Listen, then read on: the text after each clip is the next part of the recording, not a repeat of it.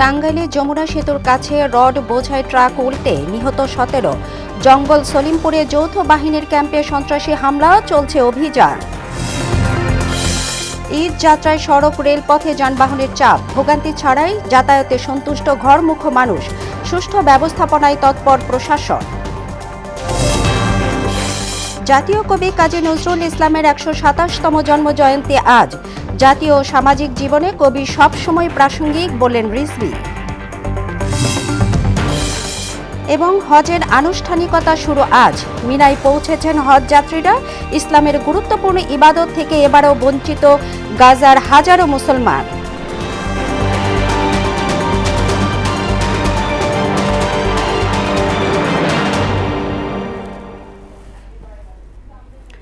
আসসালামু আলাইকুম।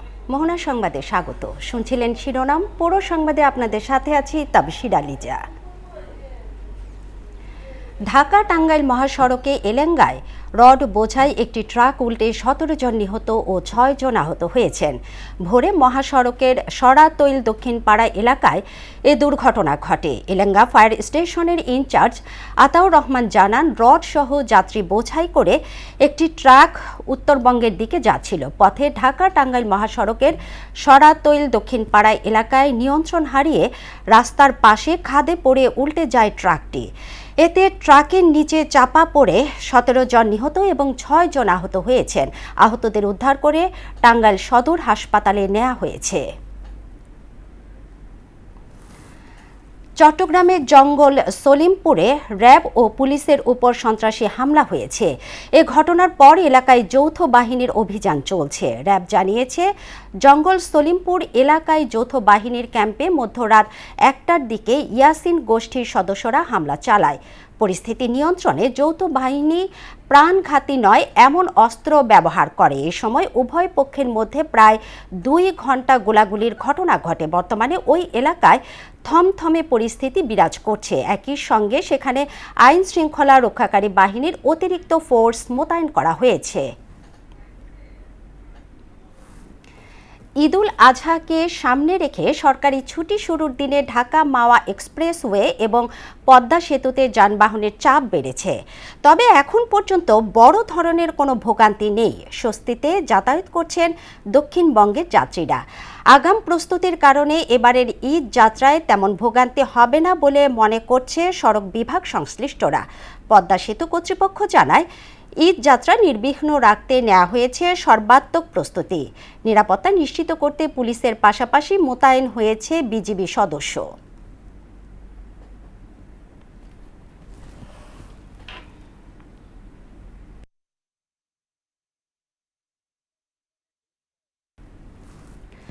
দর্শক, এ বিষয়ে আরও জানাতে পদ্মা সেতুর মাওয়া টোল প্লাজা থেকে যুক্ত হচ্ছেন সহকর্মী মোহাম্মদ সুজন।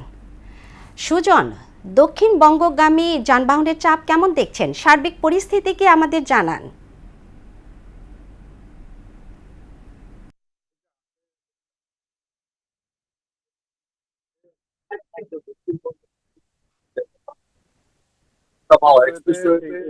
সার্বিক পরিস্থিতি বলি, বেলা বাড়ার সাথে সাথে কিন্তু গাড়ির চাপ রয়েছে। আমি এই মুহূর্তে রয়েছি টোল প্লাজার, সেখানকার সার্বিক যদি আপনাকে বলি, যেহেতু সকালবেলা কিছুটা যানজট কম ছিল, বেলা বাড়ার সাথে সাথে কিন্তু গাড়ির চাপ কিন্তু বেড়েছে। পাশাপাশি যে আমি যাত্রীদের সাথে কথা বলেছি, তারা যেমনটি বলছেন, যেহেতু এবার ঈদে কিন্তু বাড়ি ফেরা, যে ঢাকা ফিরে যাচ্ছেন কর্মজীবী মানুষ, তারা কিন্তু বলছেন যে অতিরিক্ত ভাড়া, পাশাপাশি যে গাড়ির যে টিকিট, সেই নিয়ে কিন্তু বিড়ম্বনা পোহাতে হচ্ছে। আর যদি আপনাকে সার্বিক এখানকার যে নিরাপত্তার কথা বলি, পুলিশ, জেলা পুলিশ, র্যাব, সেনাবাহিনী, বিজিবি রয়েছেন, যেন কোনো অপ্রকৃত ঘটনা না ঘটতে পারে। পাশাপাশি কোনো বিশৃঙ্খলা হলে যেন আপনার দ্রুত তারা ব্যবস্থা নিতে পারে, এমন বলেছেন। আমি কথা বলেছিলাম পদ্মা সেতু কর্তৃপক্ষের সাথে। গত 24 ঘন্টায় 3,61,00,000 টাকার মতো টোল আদায় হয়েছে। তেমনকি বলছেন, যেহেতু ঈদকে সামনে রেখে তারা ব্যাপক যে প্রস্তুতি নিয়েছেন, যেন কোনো যানজট বা ভোগান্তি না হয়, সেই বিষয়ে লক্ষ্য রেখে কিন্তু তারা কাজ করছেন।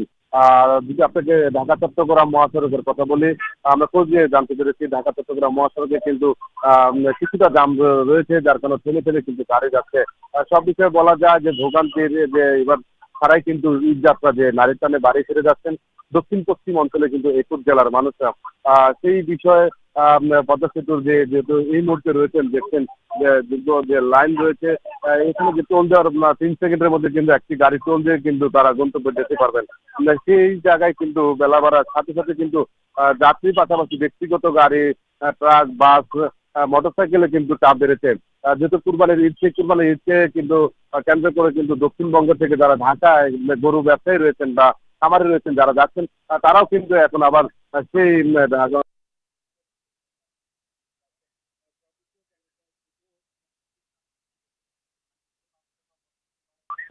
রয়েছেন। সেই ছিল পদ্মা সেতু টোল প্লাজার কাছ থেকে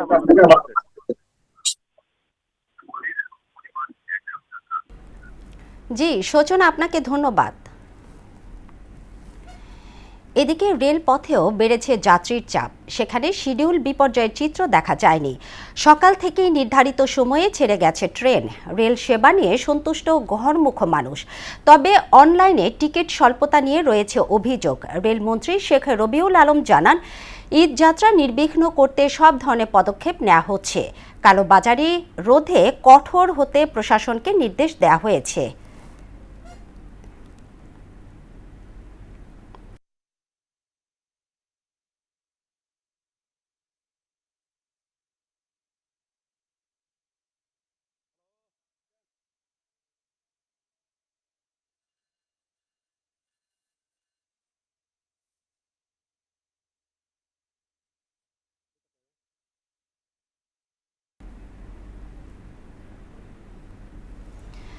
ঈদ যাত্রায় আবারও জানব মহাসড়কের খবর। কালিয়াকৈর থেকে যুক্ত হচ্ছেন সহকর্মী আলহাজ হোসেন।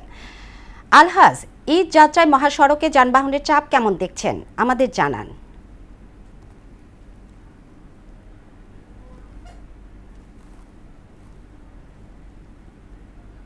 যে ঢাকা টাঙ্গাইল মহাসড়ক রয়েছে চন্ডা এলাকায়, আসলে ঈদ আসলেই যে যানজটের সৃষ্টি হয় এবং যাত্রীদের যে একটা ভোগান্তি পোহাতে হয় এই মহাসড়ককে নিয়ে। আমি একাধিক যাত্রীদের সাথে কথা বলেছি, যাত্রীরা যে বিষয়টি জানিয়েছেন যে তাদের কাছ থেকে যে অতিরিক্ত যে ভাড়া আদায় করা হচ্ছে এর জন্য কিন্তু যাত্রীরা তারা ভোগান্তি পোহাতে হচ্ছে। আমি সকাল থেকে বিভিন্ন স্পটে ঘুরে দেখেছি যে ঢাকা টাঙ্গাইল মহাসড়কের বিভিন্ন জায়গায় থেমে থেমে যানবাহন চলছে, কোথাও আবার আটকে যাচ্ছে। আপনি জানেন যে আজ দুপুরের পর থেকে শিল্প কারখানা ছুটি হয়ে যাবে, তারপর থেকে কিন্তু এই মহাসড়কে যানবাহনের সংখ্যা বেড়ে যাবে, যাত্রীদের সংখ্যা বেড়ে যাবে এবং যাত্রীদের যে একটা ভোগান্তি সেটা কিন্তু পোহাতে হবে। আমি প্রশাসনের সাথে কথা বলেছি, প্রশাসন যে বিষয়টি জানিয়েছেন যে এখানে যে অতিরিক্ত যে ভাড়া আদায় করা হয় সেই ক্ষেত্রে কিন্তু ভ্রাম্যমাণ আদালতের মাধ্যমে সেসব যানবাহনকে এবং তাদেরকে জরিমানা করা হবে এবং এই মহাসড়ককে ঘিরেই কিন্তু সিসি ক্যামেরার আওতায় আনা হয়েছে যাতে করে চুরি ছিনতাই এবং যাতে শনাক্ত করা যায়। এর জন্য কিন্তু আইন শৃঙ্খলা বাহিনী তাদের নজরদারি রয়েছে এবং পুলিশ সার্বক্ষণিকভাবে কাজ করে যাচ্ছে যাতে করে আইন শৃঙ্খলা স্বাচ্ছন্দ্যে যাতে তাদের যাত্রীরা যাতে নিজ নিজ গন্তব্যস্থলে পৌঁছতে পারে। এই ছিল গাজীপুরের কালিয়াকৈর থেকে ঢাকা টাঙ্গাইল মহাসড়ক থেকে সর্বশেষ খবর। ধন্যবাদ আলহাজ আপনাকে। জাতীয় কবি কাজী নজরুল ইসলামের ১২৭তম জন্মজয়ন্তী আজ। তার লেখনীর জাদুতে আজও উদ্বেলিত বাঙালি জাতি। কবির প্রেম, দ্রোহ, অসাম্প্রদায়িক চেতনা, সাম্য ও জাগরণের কবিতা, গান যুগে যুগে মানুষকে উদ্বুদ্ধ করছে। মুক্তিযুদ্ধে তার সৃষ্টিকর্ম ছিল প্রেরণার উৎস। অন্যায়ের বিরুদ্ধে শোষিত মানুষের পাশে দাঁড়িয়ে ইতিহাসের মহাপুরুষে পরিণত হয়েছেন বিদ্রোহী কবি। আরও জানাচ্ছেন তাহসিন তারিন।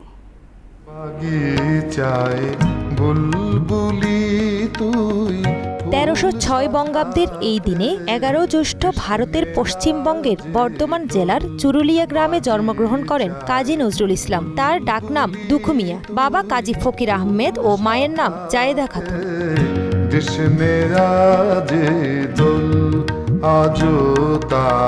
অতি দরিদ্র পরিবারের সন্তান নজরুলের পড়ালেখায় হাতেখড়ি মক্তবে। বাবার মৃত্যুর পর প্রাতিষ্ঠানিক শিক্ষা বেশি দূর এগোয়নি। জীবিকার প্রয়োজনে মাত্র ১০ বছর বয়সেই রুটির দোকানে কাজ নেন। মসজিদের মুয়াজ্জিম ও মাজারের খাদেম হিসেবেও কাজ করেছেন। তরুণ বয়সে সেনা সদস্য হিসেবেও যোগ দিয়েছেন যুদ্ধে। করেছেন সাংবাদিকতা ও রাজনীতি। বাল্য বয়সে লেটো দলে যোগ দিয়ে শুরু হয় তার সাহিত্য চর্চা।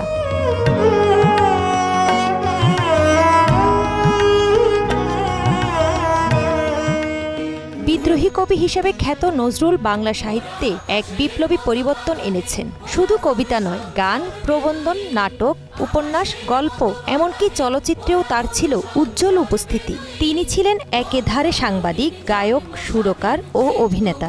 সঙ্গীতে তার অজস্র রাগরাগিনী অমরত্বের আসনে অধিষ্ঠ হয়ে আছে। প্রেম, দোহ, সাম্যবাদ ও জাগরণের কবি কাজী নজরুল ইসলামের কবিতা বঞ্চনার বিরুদ্ধে সংগ্রামে জাতিকে উদ্বুদ্ধ করেছে। মুক্তিযুদ্ধে তার গান ও কবিতা ছিল প্রেরণার উৎস।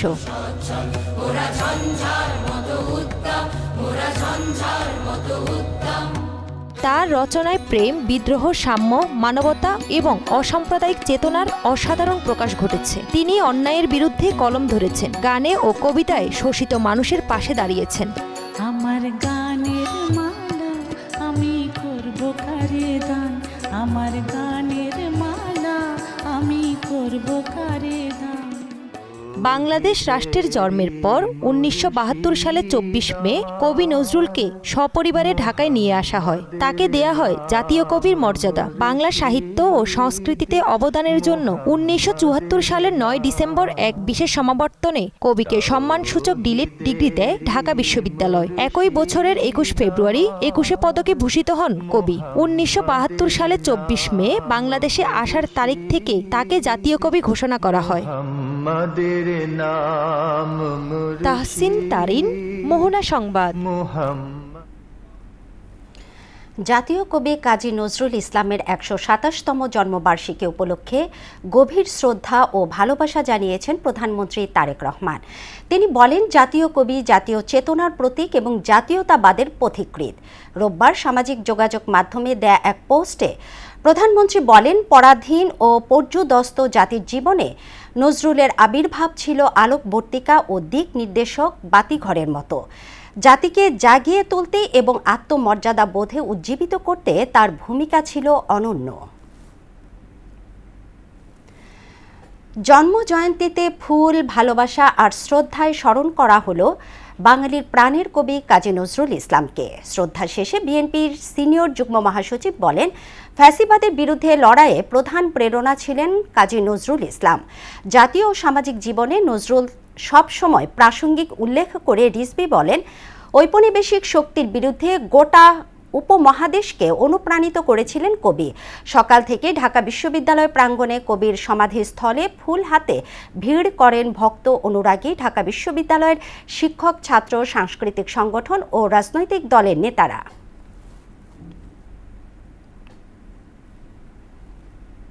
সাহিত্যের অঙ্গনে এমন কোনো সেক্টর নাই যেখানে তার অবদান নাই। তিনি একজন অত্যন্ত জাতীয়তাবাদী এবং দেশপ্রেমিক মানুষ। তিনি সেই ব্রিটিশ বিরোধী আন্দোলনে অবদান রেখেছেন। সামাজিক নানা প্রতিকূল পরিবেশেও তিনি কিন্তু সাম্যের জন্য কাজ করেছেন। এই উপমহাদেশে মুক্তির যত জাতীয় আন্দোলন, প্রত্যেকটি আন্দোলনে যার কবিতা, যার গান, যার সাহিত্য আন্দোলনকামী মানুষকে উদ্বুদ্ধ করেছে, তিনি হলেন কাজী নজরুল ইসলাম, বাংলাদেশের জাতীয় কবি। আমরা যখন মিছিলে যাই তখন নজরুলের গান গাইতে গাইতে যায়। দেশ জুড়ে গত ২৪ ঘন্টায় হামে ১৬ শিশুর মৃত্যু হয়েছে। এর মধ্যে ঢাকায় সর্বোচ্চ ১০, ময়মনসিংহে ২ এবং রাজশাহী, রংপুর, বরিশাল ও সিলেটে ১ জন করে মারা গেছে। ১৫ মার্চ থেকে এখন পর্যন্ত হাম ও এর উপসর্গে মারা গেছে ৫২৮ শিশু। গত ২৪ ঘন্টায় নতুন করে ১,৪৩৪ জনের শরীরে হাম ও এর উপসর্গ পাওয়া গেছে। সারা দেশে হাম সন্দেহে ৫০,৫৫৮ জন হাসপাতালে ভর্তি হয়েছেন। স্বাস্থ্য অধিদপ্তরের নিয়মিত প্রতিবেদনে এসব তথ্য জানানো হয়। রাজধানীর পল্লবীতে শিশু রামিসাকে ধর্ষণ ও হত্যায় প্রধান আসামি সোহেল রানা ও তার স্ত্রী স্বপ্না আক্তারের বিরুদ্ধে অভিযোগ গঠনের শুনানি হবে ১ জুন। রোববার রাতে শুনানির জন্য এই দিন ধার্য করে আদালত। মামলার তদন্ত কর্মকর্তা পল্লবী থানার উপপরিদর্শক অহিদুজ্জামান ঘাতক সোহেল রানা ও তার স্ত্রীকে অভিযুক্ত করে ঢাকার চিফ মেট্রোপলিটন ম্যাজিস্ট্রেট আদালতে চার্জশিট দাখিল করেন। এর আগে কারাগার থেকে প্রধান অভিযুক্ত সোহেল রানা দম্পতিকে আদালতে আনা হয়। এদিকে ফরেনসিক রিপোর্টে হত্যার আগে রামিসাকে ধর্ষণের প্রমাণ মিলেছে। শিশু সহিংসতা দমন ট্রাইব্যুনাল যেটা আছে, ওই ট্রাইব্যুনালের যে বিচারক মাসুদ সালেকিন, তিনি আজকে এই অভিযোগপত্র এবং চার্জশিট আমলে গ্রহণ করেন এবং আমল গ্রহণ করে আগামী 1/6/26 তারিখে মামলাটির অভিযোগ গঠনের জন্য দিন ধার্য করেন। এবার কুরবানির হাটের খবর।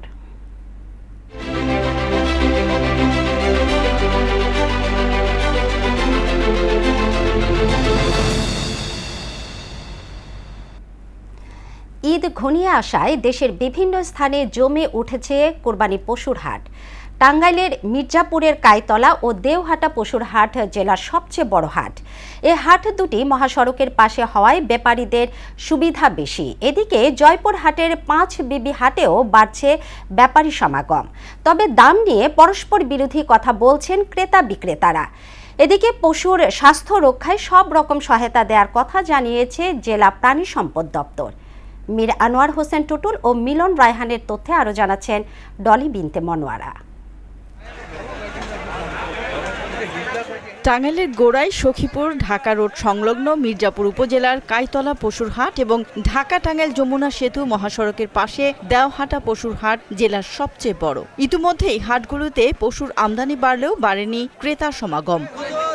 ক্রেতারা বলছেন তুলনামূলকভাবে এবছর পশুর দাম বেশি, আর বিক্রেতাদের দাবি গোখাদ্যের দাম সহ আনুষঙ্গিক খরচ বেশি হওয়ায় এবার পশু প্রতিপালন ব্যয় বেড়েছে, সেই তুলনায় বাড়তি দাম মিলছে না। 100 টাকা ছিল, এখন 2000 টাকা করে ফেলছে, তাহলে তো আমাদের এত দূর থেকে আইসা কোনো লাভ হইল না। এবার কাছে অনেক কম। প্রাণী সম্পদ বিভাগের তথ্য মতে জেলায় এবার চাহিদার তুলনায় বেশি কোরবানির পশুর যোগান রয়েছে। এদিকে সীমান্ত জেলা জয়পুরহাটে এবার প্রায় 3.5 লাখ পশু কোরবানির জন্য প্রস্তুত রয়েছে। এবছর জেলায় ছোট বড় মিলিয়ে 28টি পশুর হাট বসছে। এরই মধ্যে বিভিন্ন এলাকা থেকে ছোট বড় খামারিরা তাদের পশু নিয়ে আসছেন 5 বিবি হাটে। বাড়তে শুরু করেছে ব্যাপারী সমাগম। তবে দাম নিয়ে ক্রেতা বিক্রেতার মাঝে রয়েছে মিশ্র প্রতিক্রিয়া। বাজারটা খুব নিয়ন্ত্রণের মধ্যে আছে, যে বাজারে বিক্রি করলাম মোটামুটি বাজার ভালো খারাপ নয়। গরুর মোটামুটি বাজারটা ভালোই আছে, 12টার ভিতরে 11টা বিক্রি করছি, একটাই গরু আছে। হাট মোটামুটি আশা করি আলহামদুলিল্লাহ এখনো পর্যন্ত ভালো। গরুর দাম অনেক বেশি চাই, মানে তুলনামূলক গরুর দাম অনেক বেশি, এবং আশা করা যায় যে ইন্ডিয়ান কোনো গরু এখানে চাহিদা তেমন নাই, ক্রেতারা তাতে আগ্রহী নয়। এদিকে হাটগুলোতে পশুর দেখভালে সংশ্লিষ্টদের সব রকম সহায়তা দিচ্ছে জেলা প্রাণী সম্পদ বিভাগ। 10টা স্থায়ী হাট এবং 17টা অস্থায়ী হাট। এই হাটগুলিতে প্রাণী সম্পদ বিভাগের পক্ষ থেকে 13টা ভেটেরিনারি মেডিকেল টিম কাজ করবে। তাৎক্ষণিক যদি কোনো সমস্যার উদ্ভব হয় তাহলে চিকিৎসা সেবা প্রদানের জন্য। অবৈধ পথে ভারতীয় গরুর অনুপ্রবেশ বন্ধ হলে ক্রেতা বিক্রেতা উভয় লাভবান হবেন বলে মনে করছেন সংশ্লিষ্টরা। ডলি বিনতে মনোয়ারা, মোহনা সংবাদ। কোরবানির ঈদ ঘিরে ব্যস্ত সময় পার করছেন চাঁদপুর ও নোয়াখালীর কামারপল্লীর কারিগররা। ক্লান্তি ভুলে বছরের এই সময়টাতে দিনরাত কর্মব্যস্ত থাকেন তারা। তৈরি করেন পশু জবাই এবং মাংস কাটার কাজে ব্যবহৃত নানা সরঞ্জাম।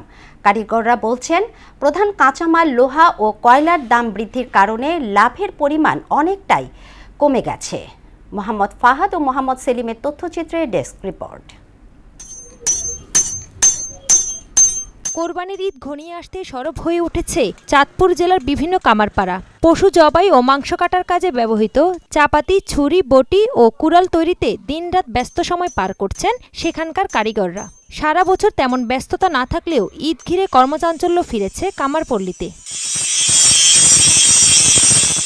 কারিগররা বলছেন, প্রধান কাঁচামাল লোহা ও কয়লার দাম বৃদ্ধির কারণে পরিশ্রমের তুলনায় লাভের পরিমাণ কমে গেছে। সম্পূর্ণ জিনিসের দাম ঊর্ধ্বগতি এবং আমরা যে মাল কিনি ওগুলোর দাম ঊর্ধ্বগতি এখন বর্তমানে। আমরা সারা বছর বয়ে থাকি, কোরবানি হলে কত টুকটাক বেচা কিনা করি, হওয়া মানুষ একচের মলায় আড়ানা মূলায়, ওই কি করবো আমরা স্যার।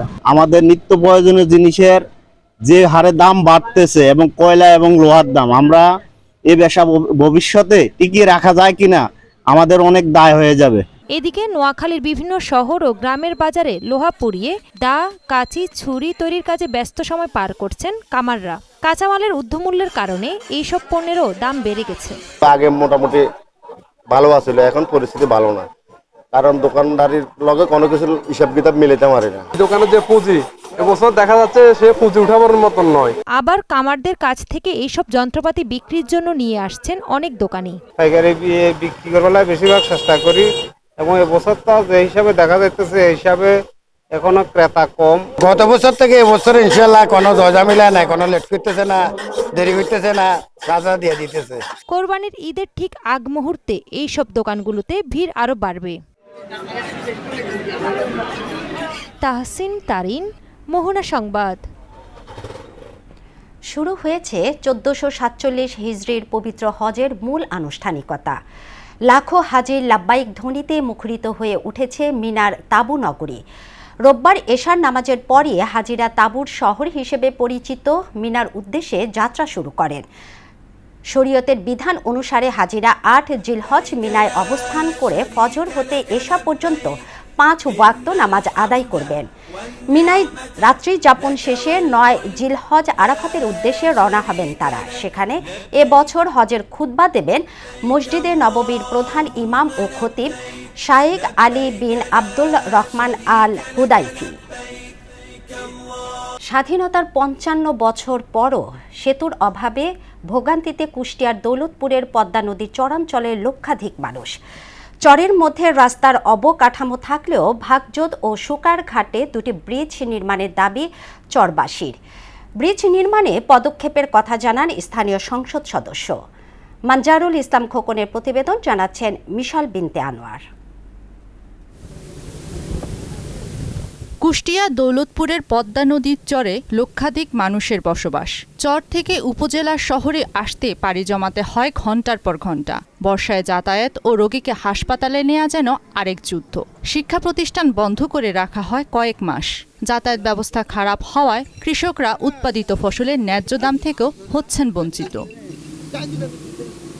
সমস্যা সমাধানে এবং চরাঞ্চলের মানুষের জীবনযাত্রার উন্নয়নে ভাগজোত ও সুকারঘাটে 2টি ব্রিজ নির্মাণের দাবি জানান স্থানীয়রা। এই অঞ্চলে যাতায়াতের ব্যবস্থা একেবারে অপ্রতুল। 6 মাস বন্ধ থাকতো, তো পুরা নদী নদীতে পানি দিয়ে ভরা থাকতো, চর পুরা ডুবে যেত। রাত্রে অসুস্থ হলেও আমরা পার হতে পারিনি, খুব বেকায়দা। আর এই রাস্তাটা হয়ে গেলে 10 মিনিটের রাস্তা মারে। কুষ্টিয়া জেলার সিংহভাগ কৃষকই এই ফসল উৎপাদনে চরাঞ্চল থেকে যায়। আমরা যাতায়াত করতে পারাপার হতে সমস্যা হয়। এখানে যদি একটা সহযোগিতাকারী ব্রিজ করে দিত তাহলে আমারে হয়তো বা যাওয়া আসার সুবিধা হতো।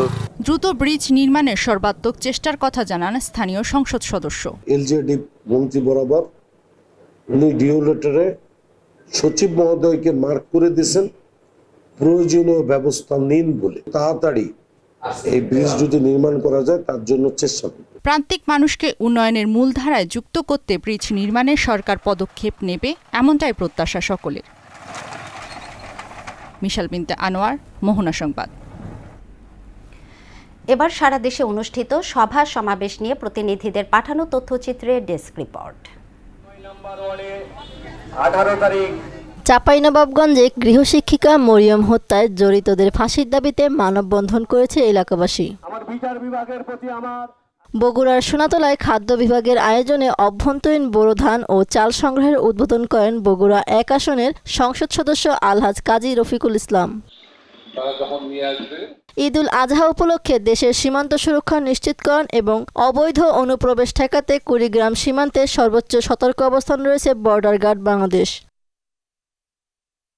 শরীয়তপুরে চিকিৎসকের উপর হামলার প্রতিবাদ ও অপরাধীদের দৃষ্টান্তমূলক শাস্তির দাবিতে মানিকগঞ্জে মানববন্ধন কর্মসূচি পালন করেছে ডক্টর অ্যাসোসিয়েশন অব বাংলাদেশ। ঈদুল আজহাকে সামনে রেখে নারায়ণগঞ্জে পশুর হাট পরিদর্শন করেন র্যাব 11 ব্যাটালিয়নের উপপরিচালক মোহাম্মদ আব্দুর রশিদ সহ অন্যান্য কর্মকর্তারা। শিশু রামিসাকে ধর্ষণের পর নৃশংসভাবে হত্যার প্রতিবাদে এবং জড়িতদের ফাঁসির দাবিতে সিরাজগঞ্জের শাহজাদপুরে সচেতন নাগরিক ফোরামের উদ্যোগে মানববন্ধন অনুষ্ঠিত হয়েছে। পবিত্র ঈদুল আজহা উপলক্ষে সমাজসেবা অধিদপ্তরের উদ্যোগে সুনামগঞ্জ জেলা কারাগারের 130 জন পুরুষ ও নারী বন্দীদের মাঝে বস্ত্র বিতরণ করা হয়েছে। চাঁপাইনবাবগঞ্জের শিবগঞ্জ উপজেলার দাইপুকুরিয়া ইউনিয়নের কামালপুর উচ্চ বিদ্যালয়ের মাঠে সীমান্তবর্তী অসহায় ও দুস্থ মানুষের জন্য দিনব্যাপী বিনামূল্যে চিকিৎসা সেবা ও ওষুধ বিতরণ কার্যক্রম পরিচালনা করেছে মহানন্দা ব্যাটালিয়ন। নওগাঁ সদর উপজেলায় জাতীয় প্রাথমিক শিক্ষা পদক প্রতিযোগিতা 2026-এর উদ্বোধন ও পুরস্কার বিতরণী অনুষ্ঠিত হয়েছে। পবিত্র ঈদুল উপলক্ষে সিরাজগঞ্জের সলঙ্গায় রামকৃষ্ণপুর ইউনিয়নে দিনব্যাপী অসহায় পরিবারের মাঝে ভিজিএফের চাল বিতরণ করা হয়েছে। শিশু রামিসা, লামিয়া ও আসিয়া সহ দেশব্যাপী শিশু ধর্ষণ, হত্যার প্রতিবাদ ও ন্যায় বিচারের দাবিতে ঠাকুরগাঁয়ে মানববন্ধন করেছে বিভিন্ন সামাজিক সংগঠন। ঈদুল আজহাকে সামনে রেখে বিনামূল্যে ভিজিএফের খাদ্যশস্য চাল বিতরণ করেন নরসিংদীর সংসদ সদস্য খায়রুল কবির খোকন। ফরিদপুরের মধুখালীতে পীর সাহেবকে হত্যা চেষ্টার অভিযোগে আসামিকে গ্রেপ্তারের দাবিতে মধুখালীতে মানববন্ধন অনুষ্ঠিত হয়েছে। মাহমুদা আক্তার, মোহনা সংবাদ। দর্শক, এই পর্যায়ে জানিয়ে দিচ্ছি আজকের সংবাদপত্রের গুরুত্বপূর্ণ শিরোনাম।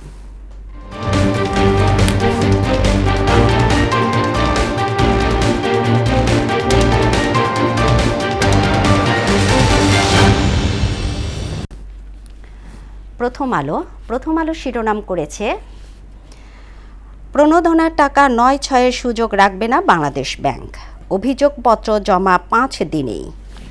এরপরে আছে দৈনিক ইত্তেফাক, রামিসা ধর্ষণ ও হত্যা মামলা ৫ দিনের মধ্যে আদালতে অভিযোগপত্র দিল পুলিশ, হামে প্রাণ গেল আরও ১৬ শিশুর।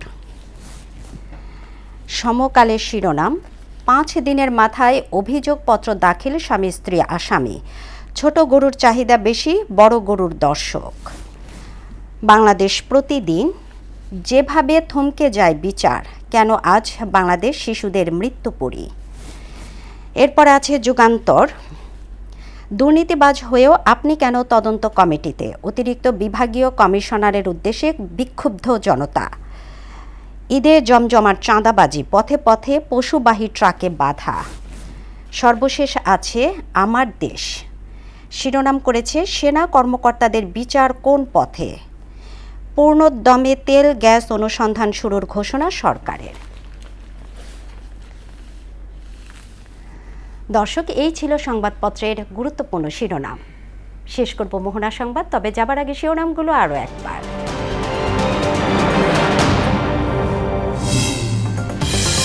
টাঙ্গাইলে যমুনা সেতুর কাছে রড বোঝাই ট্রাক উল্টে নিহত 17। জঙ্গল সলিমপুরে যৌথ বাহিনীর ক্যাম্পে সন্ত্রাসী হামলা, চলছে অভিযান। ঈদ যাত্রায় সড়ক রেলপথে যানবাহনের চাপ, ভোগান্তি ছাড়াই যাতায়াতে সন্তুষ্ট ঘরমুখ মানুষ, সুষ্ঠু ব্যবস্থাপনায় তৎপর প্রশাসন। জাতীয় কবি কাজী নজরুলের 127তম জন্মজয়ন্তী আজ, জাতীয় এবং সামাজিক জীবনে কবি সব সময় প্রাসঙ্গিক, বললেন রিজভী। এবং হজের আনুষ্ঠানিকতা শুরু, মিনায় পৌঁছেছেন হজ যাত্রীরা। ইসলামের গুরুত্বপূর্ণ ইবাদত থেকে এবারও বঞ্চিত গাজার হাজারো মুসলমান। এই ছিল মোহনা সংবাদে। পরবর্তী সংবাদ দুপুর 1টায়, এর আগে বেলা 11টায় দেখুন সংবাদ এক নজরে। মোহনার সবশেষ খবর জানতে ভিজিট করুন www.mohana.tv। সংবাদ দেখতে পারেন ফেসবুক, ইউটিউবেও। এতক্ষণ সঙ্গে থাকার জন্য ধন্যবাদ সবাইকে।